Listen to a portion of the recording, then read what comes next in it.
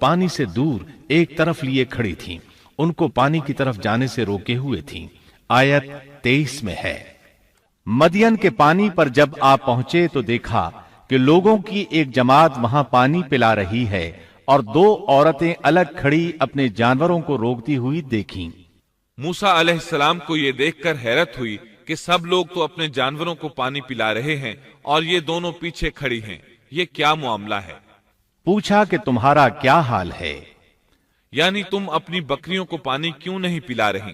آیت 23 میں آتا ہے، وہ بولیں کہ جب تک یہ چرواہے واپس نہ لوٹ جائیں ہم پانی نہیں پلاتی، اور ہمارے والد بہت بڑی عمر کے بوڑھے ہیں۔ مطلب یہ کہ اتنی بھیڑ میں ہم کیسے داخل ہوں؟ یہ سن کر موسیٰ علیہ السلام آگے بڑھے، طاقت سے ان لوگوں کو پیچھے ہٹایا اور پانی نکال کر ان کی بکریوں کو پلایا، پھر ایک درخت کے سائے تلے جا بیٹھے اور یوں دعا کرنے لگے، اے پروردگار، تو جو کچھ بھلائی میری طرف اتارے میں اس کا محتاج ہوں۔ سیدنا عبداللہ بن عباس رضی اللہ عنہما بیان کرتے ہیں کہ سیدنا موسیٰ علیہ السلام ننگے پاؤں مدین پہنچے تھے، ان کے پیروں کی جلد اتر گئی تھی، پیٹ بھوک کی شدت کی وجہ سے کمر سے لگ رہا تھا، درختوں کے پتے کھاتے رہے تھے اس لیے ان کے منہ سے پتوں کی بو آتی تھی، لہٰذا اس وقت وہ سخت حاجت مند تھے، بھوک شدید تھی، اذیت بھی بہت پہنچی تھی، لیکن وہ کسی سے بھی سوال کرنے کے لیے تیار نہیں تھے۔ ان دونوں عورتوں میں سے ایک نے ان کی دعا کے الفاظ سن لیے، دونوں اپنے والد شعیب علیہ السلام کے پاس آئیں، انہیں موسیٰ علیہ السلام کے بارے میں بتایا، یہ بھی بتایا کہ وہ شخص محتاج ہے لیکن بہت خوددار ہے، جیسا کہ آیت 25 میں ہے۔ اتنے میں ان دونوں عورتوں میں سے ایک ان کی طرف شرم و حیا سے چلتی ہوئی آئی اور کہنے لگی، میرے باپ آپ کو بلا رہے ہیں، آپ نے ہمارے جانوروں کو جو پانی پلایا ہے اس کی اجرت دینا چاہتے ہیں۔ موسیٰ علیہ السلام خوددار ہونے کے باوجود اس وقت شدید حاجت مند تھے، چنانچہ موقع کی مناسبت سے ساتھ چل پڑے۔ وہ عورت مارے حیا کے چھپ رہی تھی، یہ بات محسوس کر کے موسیٰ علیہ السلام اس سے آگے چلنے لگے، کوئی موڑ نہ ہوتا تو لڑکی اس سمت میں کنکر پھینک دیتی، موسیٰ علیہ السلام اس سمت میں مڑ جاتے، اس طرح وہ گھر تک پہنچے۔ موسیٰ علیہ السلام کی ملاقات شعیب علیہ السلام سے ہوئی، انہوں نے اپنے بارے میں بتایا، جو واقعات ان کے ساتھ پیش آئے تھے وہ بتائے۔ شعیب علیہ السلام نے ان سے فرمایا، کہنے لگے، اب نہ ڈر، تو نے ظالم قوم سے نجات پالی۔ ان دونوں میں سے ایک نے کہا کہ ابا جان، آپ انہیں مزدوری پر رکھ لیجئے، کیونکہ جنہیں آپ اجرت پر رکھیں ان میں سے سب سے بہتر وہ ہے جو مضبوط اور ایماندار ہو۔ پھر شعیب علیہ السلام نے ان سے اپنی ایک بیٹی کا نکاح کرنا چاہا، جبکہ موسیٰ علیہ السلام کے پاس تو کوئی چیز نہیں تھی، لہٰذا سوال یہ پیدا ہوا کہ حق مہر کیا طے کیا جائے۔ اس نے کہا، میں اپنی ان دونوں لڑکیوں میں سے ایک کو آپ کے نکاح میں دینا چاہتا ہوں، اس پر کہ آپ 8 سال تک میرا کام کاج کریں۔ ہاں، اگر آپ 10 سال پورے کریں تو یہ آپ کی طرف سے بطور احسان کے ہے۔ یعنی 8 سال تک آپ ضرور بکریاں چرائیں گے، اس کے بعد کے 2 سال کا آپ کو اختیار ہے، اگر آپ خوشی سے 2 سال تک اور بھی میرا کام کریں تو اچھا ہے، ورنہ آپ پر لازم نہیں ہے، جیسا کہ آیت 27 میں ہے۔ میں ہرگز یہ نہیں چاہتا کہ آپ کو کسی مشقت میں ڈالوں، اللہ کو منظور ہے تو آگے چل کر آپ مجھے بھلا آدمی پائیں گے۔ شعیب علیہ السلام کی بات کا موسیٰ علیہ السلام نے جو جواب دیا وہ آیت 28 میں ہے۔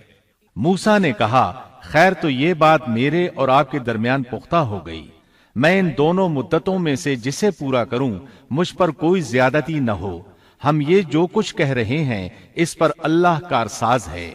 مطلب یہ کہ سیدنا موسیٰ علیہ السلام کہہ رہے ہیں کہ اب یہ اختیار میرا ہے کہ میں 8 سال پورے کروں یا 10 سال، مجھ پر کوئی زیادتی نہیں ہوگی۔ ابن عباس رضی اللہ عنہما سے پوچھا گیا، موسیٰ علیہ السلام نے کون سی مدت پوری کی تھی؟ آپ نے فرمایا، انہوں نے 10 سال پورے کیے تھے۔ موسیٰ علیہ السلام نے ادھر 10 سال پورے کیے، یعنی اپنا عہد پورا کیا۔ اب انہیں خیال آیا کہ کافی وقت گزر چکا ہے اور حالات بھی بدل چکے ہیں، لہٰذا اب میں واپس مصر جا سکتا ہوں، اپنی والدہ، اپنے بھائی اور بہن سے ملنا چاہیے۔ جب موسیٰ نے مدت پوری کر لی اور اپنے گھر والوں کو لے کر چلے، مطلب یہ کہ 10 سال پورے کر لیے، اب اپنی بیوی کو لے کر مصر کی طرف روانہ ہوئے، لیکن آپ مصر کا راستہ تو جانتے ہی نہ تھے، کسی سے پوچھنا چاہتے تھے۔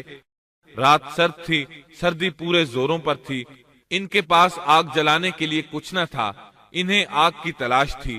اللہ تعالیٰ سورہ طٰہٰ آیت 9 تا 10 میں فرماتے ہیں، تجھے موسیٰ کا قصہ بھی معلوم ہے جبکہ اس نے آگ دیکھی۔ موسیٰ علیہ السلام کو دور، بہت دور پہاڑ کی چوٹی پر آگ نظر آئی، اور انہیں آگ کی شدید ضرورت تھی تاکہ آگ تاپ سکیں اور اس کے ذریعے راستہ دیکھ سکیں، اور رات انتہائی سرد اور تاریک تھی، اور یہ سب تقدیر الہی ہے۔ وہی ذات ہے جس نے رات کو تاریک اور سرد بنایا تھا، اسی نے آگ کی شدید حاجت پیدا کی تھی تاکہ آپ کو نبوت سے سرفراز کیا جا سکے۔ انہوں نے آگ دیکھی تو اپنے گھر والوں سے کہا، مجھے آگ دکھائی دی ہے، بہت ممکن ہے کہ میں اس کا کوئی انگارہ تمہارے پاس لاؤں یا آگ کے پاس سے راستے کی اطلاع پاؤں۔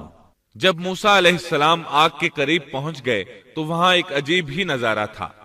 قرآن کریم نے اور بھی کئی منظر بیان فرمائے ہیں، لیکن یہ منظر ان سب سے انوکھا منظر تھا۔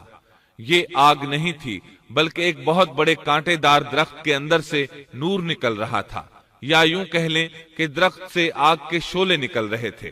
موسیٰ علیہ السلام بہت حیران ہوئے، ذرا اور قریب ہوئے تو درخت اور زیادہ منور نظر آیا، پھر انتہائی قریب چلے آئے، تب اس درخت میں سے آواز سنائی دی۔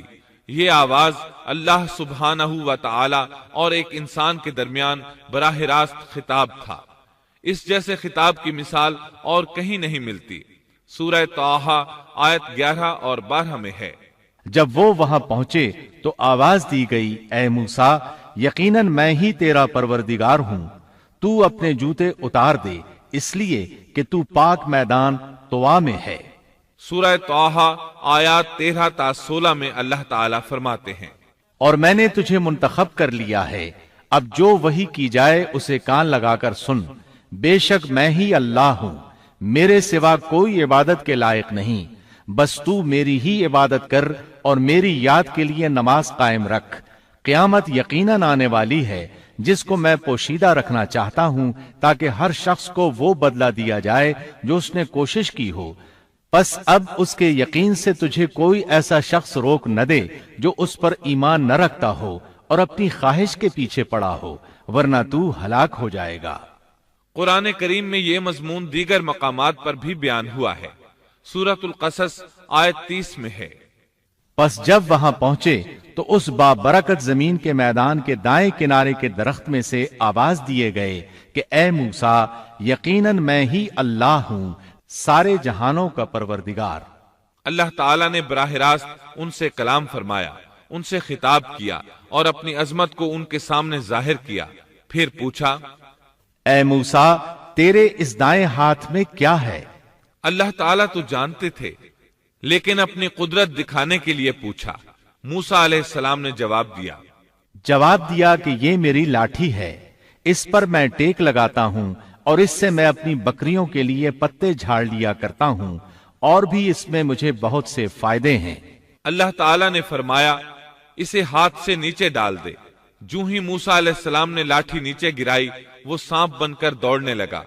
سورۃ القصص آیت 31 میں یہ ذکر یوں آیا ہے، اور یہ آواز بھی آئی کہ اپنی لاٹھی ڈال دو۔ پھر جب اس کو دیکھا کہ وہ سانپ کی طرح پھن پھنا رہی ہے تو پیٹھ پھیر کر واپس ہو گئے، یعنی اس طرح بھاگے کہ پیٹھ پھیر کر نہ دیکھا۔ ایسے میں اللہ تعالیٰ نے آواز دی، اے موسیٰ، آگے آ، ڈر مت، یقیناً تو ہر طرح امن والا ہے۔ اسی طرح سورہ طٰہٰ آیت 21 میں فرمایا بے خوف ہو کر اسے پکڑ لے، ہم اسے اسی پہلی سی صورت میں دوبارہ لا دیں گے، یعنی اسے دوبارہ لاٹھی بنا دیں گے۔ موسیٰ علیہ السلام واپس پلٹے، اس کو دم سے پکڑا تو وہ پھر لاٹھی بن گئی۔ اب اللہ تعالیٰ نے فرمایا، اور اپنا ہاتھ اپنی بغل میں ڈال لے۔ سورۃ القصص آیت 32 میں الفاظ یوں ہیں، اپنے ہاتھ کو اپنے گریبان میں ڈال۔ دونوں جملوں کا ایک ہی مطلب ہے کہ اپنے ہاتھ کو کپڑے کے نیچے سے داخل کر کے اپنی بغل تک لے جا۔ موسیٰ علیہ السلام نے ایسے ہی کیا۔ جب ہاتھ باہر نکالا تو وہ اس طرح چمک رہا تھا جیسے سورج، ان کے ہاتھ سے نور عظیم نکل رہا تھا۔ اللہ تعالیٰ سورہ طٰہٰ آیت 22 میں فرماتے ہیں، اور اپنا ہاتھ اپنی بغل میں ڈال لے تو وہ سفید چمکتا ہوا ہو کر نکلے گا، لیکن بغیر کسی عیب اور روگ کے۔ یہ دوسرا معجزہ ہے۔ دوسرے مقام یعنی سورۃ القصص آیت 32 میں ہے، اپنے ہاتھ کو اپنے گریبان میں ڈال، وہ بغیر کسی قسم کے روگ کے چمکتا ہوا بالکل سفید نکلے گا۔ اور جب ہاتھ کو دوبارہ بغل میں لے جاؤ گے تو روشنی ختم ہو جائے گی، یعنی ایک بار ہاتھ بغل میں دو گے تو روشن ہو کر باہر نکلے گا، اور جب دوسری بار ہاتھ بغل میں لے جاؤ گے تو روشنی چلی جائے گی، اور یہ اللہ تعالیٰ کی طرف سے معجزہ ہوگا۔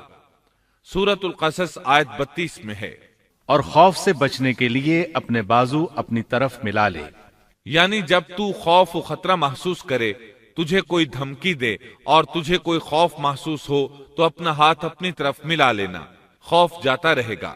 حافظ ابن کثیر رحمت اللہ علیہ فرماتے ہیں کہ موسیٰ علیہ السلام کی اقتداء میں جو شخص بھی گھبراہٹ کے موقع پر اپنے دل پر ہاتھ رکھے گا تو اس کے دل سے خوف جاتا رہے گا یا کم از کم ہلکا ہو جائے گا انشاءاللہ۔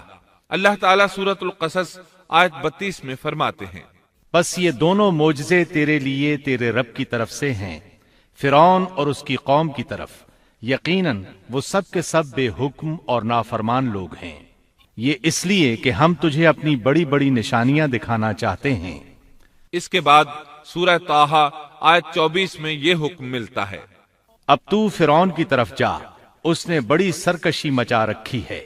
موسیٰ علیہ السلام نے اللہ تعالیٰ سے ان الفاظ میں عرض کی، موسیٰ نے کہا، اے میرے پروردگار، میرا سینہ میرے لیے کھول دے اور میرے کام کو مجھ پر آسان کر دے اور میری زبان کی گرہ بھی کھول دے۔ یعنی میری زبان میں لکنت ہے، جب تک میری زبان کی یہ حالت ہے میں انہیں کس طرح دعوت دوں گا، جیسا کہ سورہ طٰہٰ آیت 27 اور 28 میں ہے، اور میری زبان کی گرہ بھی کھول دے تاکہ لوگ اچھی طرح میری بات کو سمجھ سکیں۔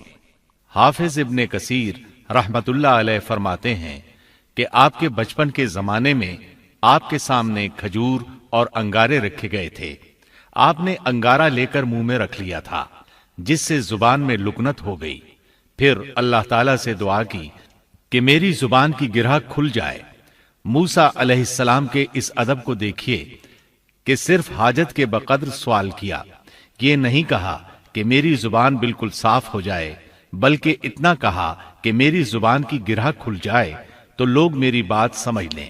سورہ طٰہٰ آیات 29 تا 36 میں ہے، اور میرا وزیر میرے کنبے میں سے کر دے، یعنی میرے بھائی ہارون کو، تو اس سے میری کمر کس دے اور اسے میرا شریک کار کر دے، تاکہ ہم دونوں کثرت سے تیری تسبیح بیان کریں اور کثرت سے تجھے یاد کریں، بے شک تو ہمیں خوب دیکھنے بھالنے والا ہے۔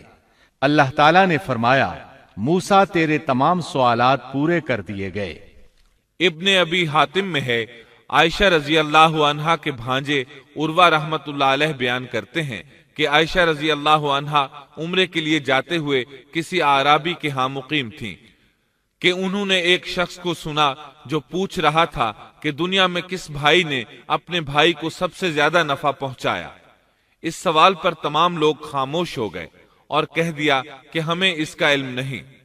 اچانک ایک شخص بولا کہ اللہ کی قسم مجھے اس کا علم ہے۔ عائشہ رضی اللہ عنہا فرماتی ہیں کہ اس شخص کی بات سن کر میں نے دل میں کہا، یہ شخص کتنی بڑی جسارت کر رہا ہے کہ انشاءاللہ کہے بغیر اس نے قسم اٹھا دی۔ پھر لوگوں نے اس سے کہا کہ بتاؤ۔ اس نے کہا، موسیٰ علیہ السلام، جنہوں نے اپنی دعا سے اپنے بھائی ہارون کو نبوت دلوائی۔ عائشہ رضی اللہ عنہا فرماتی ہیں کہ میں یہ بات سن کر دنگ رہ گئی اور دل میں کہا کہ واقعی اس سے زیادہ کوئی بھائی اپنے بھائی کو فائدہ نہیں پہنچا سکتا۔ اللہ نے سچ فرمایا ہے کہ موسیٰ علیہ السلام اللہ کے پاس بڑے آبرودار تھے۔ اس طرح موسیٰ علیہ السلام کی سفارش سے اللہ تعالیٰ نے ہارون علیہ السلام کو نبوت عطا فرما دی۔ اس موقع پر موسیٰ علیہ السلام نے جو کہا سورۃ القصص آیت 33 تا 35 میں آتا ہے، موسیٰ نے کہا، پروردگار میں نے ان کے ایک آدمی کو قتل کیا تھا، اب مجھے اندیشہ ہے کہ وہ مجھے بھی قتل کر ڈالیں گے، اور میرا بھائی ہارون مجھ سے بہت صاف زبان والا ہے، تو اسے بھی میرا مددگار بنا کر میرے ساتھ بھیج دے کہ وہ مجھے سچا مانے، مجھے تو خوف ہے کہ وہ سب مجھے جھٹلائیں گے۔ اللہ تعالیٰ نے فرمایا، ہم تیرے بھائی کے ساتھ تیرا بازو مضبوط کر دیں گے اور تم دونوں کو غلبہ دیں گے، فرعون کے لوگ تم تک پہنچ ہی نہیں سکیں گے، ہماری نشانیوں کے سبب تم دونوں اور تمہاری فرمانبرداری کرنے والے ہی غالب رہیں گے۔ موسیٰ علیہ السلام نے سفر طے کیا اور فرعون کی طرف چلے آئے۔ پہلے اپنی ماں، بہن اور بھائی سے ملے، پھر اپنے بھائی ہارون کو ساتھ لے کر فرعون کی طرف چلے۔ آپ نے دستک دی تو دربانوں نے آپ کو واپس لوٹا دیا۔ وہ صرف قوم کے سرداروں ہی کو اس کے پاس جانے دیتے تھے۔ انہوں نے موسیٰ علیہ السلام سے کہا، واپس چلے جاؤ۔ تب موسیٰ علیہ السلام نے فرمایا، انی رسول، میں تو قاصد ہوں، پیغام لے کر آیا ہوں۔ اب قاصد تو دوسرے بادشاہوں کے ہوتے تھے، انہیں تو اندر جانے دیا جاتا تھا، چنانچہ دربانوں نے آپ کو بھی اندر جانے دیا اور وہ آپ کو پہچان نہ سکے، لیکن فرعون نے انہیں پہچان لیا۔ یہ منظر قرآن کی بہت سی آیات میں بیان ہوا ہے۔ چند آیات اور ان کا ترجمہ سنیے۔ سورۃ الشعراء آیت 15 میں ہے، اللہ نے فرمایا، ہرگز ایسا نہ ہوگا، تم دونوں ہماری نشانیاں لے کر جاؤ، ہم خود سننے والے تمہارے ساتھ ہیں۔ فرعون نے موسیٰ علیہ السلام کو پہچان لیا، کہنے لگا، تو موسیٰ ہے؟ جواب ملا، ہاں۔ فرعون نے جو کچھ کہا سورۃ الشعراء آیت 18 تا 22 میں ہے۔ فرعون نے کہا، کیا ہم نے تجھے تیرے بچپن کے زمانے میں اپنے ہاں نہیں پالا تھا، اور تو نے اپنی عمر کے بہت سے سال ہم میں نہیں گزارے؟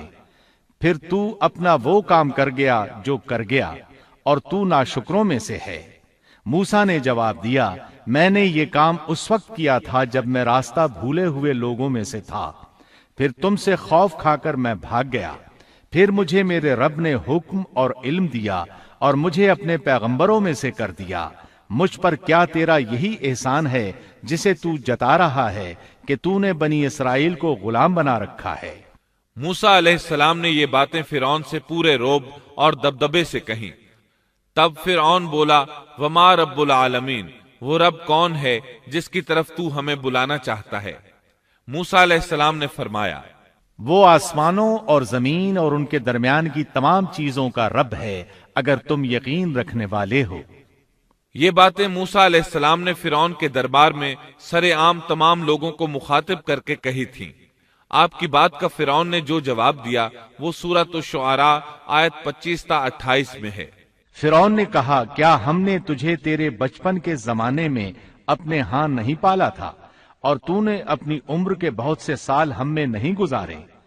پھر تو اپنا وہ کام کر گیا جو کر گیا، اور تو ناشکروں میں سے ہے۔ موسیٰ نے جواب دیا، میں نے یہ کام اس وقت کیا تھا جب میں راستہ بھولے ہوئے لوگوں میں سے تھا، پھر تم سے خوف کھا کر میں بھاگ گیا، پھر مجھے میرے رب نے حکم اور علم دیا اور مجھے اپنے پیغمبروں میں سے کر دیا۔ مجھ پر کیا تیرا یہی احسان ہے جسے تو جتا رہا ہے کہ تو نے بنی اسرائیل کو غلام بنا رکھا ہے؟ موسیٰ علیہ السلام نے یہ باتیں فرعون سے پورے رعب اور دبدبے سے کہیں۔ تب فرعون بولا، وما رب العالمین، وہ رب کون ہے جس کی طرف تو ہمیں بلانا چاہتا ہے؟ موسیٰ علیہ السلام نے فرمایا، وہ آسمانوں اور زمین اور ان کے درمیان کی تمام چیزوں کا رب ہے، اگر تم یقین رکھنے والے ہو۔ یہ باتیں موسیٰ علیہ السلام نے فرعون کے دربار میں سر عام تمام لوگوں کو مخاطب کر کے کہی تھیں۔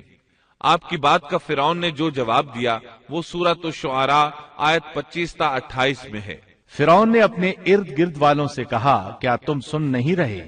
موسیٰ نے فرمایا، وہ تمہارا اور تمہارے اگلے باپ دادوں کا پروردگار ہے۔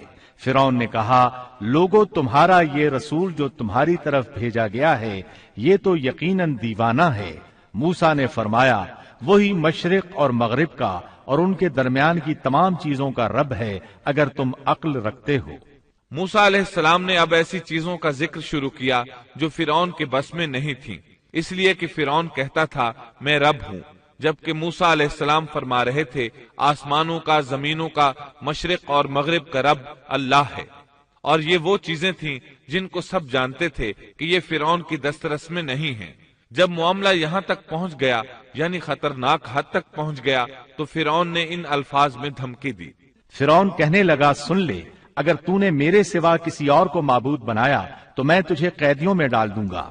جواب میں موسیٰ علیہ السلام نے فرمایا، اگرچہ میں تیرے پاس کوئی ظاہر چیز لے آؤں۔ جواب میں فرعون نے کہا، اگر تو سچوں میں سے ہے تو اس کو پیش کر۔ اب وقت آ چکا تھا کہ موسیٰ علیہ السلام اس کے سامنے معجزات ظاہر فرماتے۔ سورہ طٰہٰ آیات 47 تا 51 میں یہ ذکر اس طرح ملتا ہے، ہم تیرے پروردگار کے بھیجے ہوئے ہیں، تو ہمارے ساتھ بنی اسرائیل کو بھیج دے، ان کی سزائیں ختم کر دے۔ ہم تو تیری طرف تیرے رب کی طرف سے نشان لے کر آئے ہیں، اور سلامتی اسی کے لیے ہے جو ہدایت کا پابند ہو جائے۔ ہماری طرف وحی کی گئی ہے کہ جو جھٹلائے اور روگردانی کرے اس کے لیے عذاب ہیں۔ فرعون نے پوچھا، اے موسیٰ، تم دونوں کا رب کون ہے؟ انہوں نے جواب دیا، ہمارا رب وہ ہے جس نے ہر ایک کو اس کی خاص شکل و صورت عنایت فرمائی، پھر راہ سمجھا دی۔ اس نے کہا، اچھا یہ تو بتاؤ اگلے زمانے والوں کا حال کیا ہونا ہے؟ فرعون کا مطلب یہ تھا کہ جنہوں نے اس رب کی عبادت نہیں کی جس کے بارے میں تو ہم سے گفتگو کر رہا ہے، ان کا حال کیا ہوگا؟ موسیٰ علیہ السلام نے جو جواب دیا اس کا ذکر سورہ طٰہٰ آیت 52 میں آیا ہے۔ انہوں نے جواب دیا، ان کا علم میرے رب کے ہاں کتاب میں موجود ہے، نہ تو میرا رب غلطی کرتا ہے نہ بھولتا ہے۔ سورہ طٰہٰ آیت 53 اور 54 میں اللہ تعالیٰ اپنا تعارف یوں بیان فرماتے ہیں، اسی نے تمہارے لیے زمین کو فرش بنایا ہے اور اس میں تمہارے چلنے کے لیے راستے بنائے ہیں، اور آسمان سے پانی بھی وہی برساتا ہے، پھر اس برسات کی وجہ سے مختلف قسم کی پیداوار بھی ہم ہی پیدا کرتے ہیں، اور تمہیں اجازت دی کہ خود بھی کھاؤ اور اپنے مویشی بھی چراؤ۔ ان سب چیزوں میں عقل والوں کے لیے اللہ کی قدرت کی نشانیاں ہیں۔ اب وہ موقع آ پہنچا تھا کہ ان کے سامنے نشانیاں اور معجزات ظاہر کیے جائیں۔ فرعون بولا، اچھا اگر تو اپنے دعوے میں سچا ہے تو نشانیاں پیش کر۔ سورۃ الشعراء آیت 32 اور 33 میں ہے۔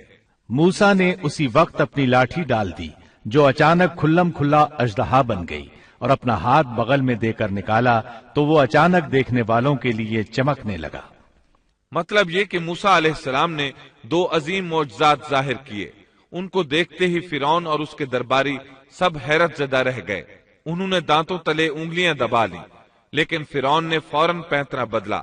وہ ڈر گیا تھا کہ کہیں اس کا کوئی درباری اسلام نہ قبول کر لے، چنانچہ فوراً بول اٹھا، کہنے لگا، اے موسیٰ، تم ہمارے پاس اس لیے آئے ہو کہ ہمیں ہمارے ملک سے اپنے جادو کے زور سے نکال دو۔ یعنی تو نے جادوگروں والا کرتب دکھایا ہے۔ ہم اچھی طرح جانتے ہیں کہ یہ جادو کی سرزمین ہے، یہاں بڑے بڑے جادوگر رہتے ہیں، لیکن یہ جادو عجیب سا ہے۔ کیا تیرا ارادہ یہ ہے کہ تو اپنے جادو کے زور سے ہمیں مرعوب کر کے بنی اسرائیل کو لے جائے؟ لیکن ہم مرعوب ہونے کی بجائے تیرا مقابلہ کریں گے۔ سو ہم بھی تمہارے مقابلے میں ایسا ہی جادو لائیں گے۔ تو ہمارے اور اپنے درمیان ایک وعدے کا وقت مقرر کر لے، نہ ہم اس کی خلاف ورزی کریں اور نہ تم کرو، کسی ہموار میدان میں مقابلہ ہو۔ موسیٰ علیہ السلام تو اسی موقع کی تلاش میں تھے تاکہ سب لوگوں کو دعوت دے سکیں۔ موسیٰ علیہ السلام نے اسی وقت کہا۔ موسیٰ نے جواب دیا کہ زینت اور جشن کے دن کا وعدہ ہے، اور یہ کہ لوگ دن چڑھے ہی جمع ہو جائیں۔ مطلب یہ تھا کہ چاشت کے وقت لوگوں کو جمع ہونے کے لیے کہا جائے۔ فرعون نے 40 جادوگر بلائے، اپنی مرضی سے ان کا انتخاب کیا۔ وہ سب کے سب نوجوان تھے۔ انہوں نے بڑے بڑے جادوگروں سے بچپن ہی سے جادو کا فن سیکھنا شروع کر دیا تھا۔ اپنے بچپن سے لے کر جوانی تک وہ جادو ہی سیکھتے رہے تھے۔ غرض سب کے سب یعنی 40 جادوگر جمع ہو گئے، پھر میدان میں آئے۔ موسیٰ علیہ السلام نے انہیں جن الفاظ میں ڈرایا وہ سورہ طٰہٰ آیت 61 میں آئے ہیں۔ موسیٰ نے ان سے کہا، تمہاری شامت آ چکی ہے، اللہ تعالیٰ پر جھوٹ اور افتراء نہ باندھو، کہیں اللہ تمہیں کسی قسم کی سزا سے نیست و نابود نہ کر دے، اور جو جھوٹ باندھتا ہے وہ بالآخر ناکام ہی رہتا ہے۔ جادوگروں نے یہ سن کر چہمے گوئیاں شروع کر دیں۔ ان کو لوگ تو سن رہے تھے لیکن فرعون نہیں سن رہا تھا۔ سورہ طٰہٰ آیت 62 میں ہے۔ پس یہ لوگ آپس کے مشوروں میں مختلف رائے ہو گئے اور چھپ کر چپکے مشورہ کرنے لگے۔ مطلب یہ کہ وہ آپس میں کہنے لگے ممکن ہے یہ نبی ہی ہوں، انہوں نے ہمیں پہلے ہی خبردار کر دیا ہے۔ کچھ کی رائے اس کے خلاف تھی۔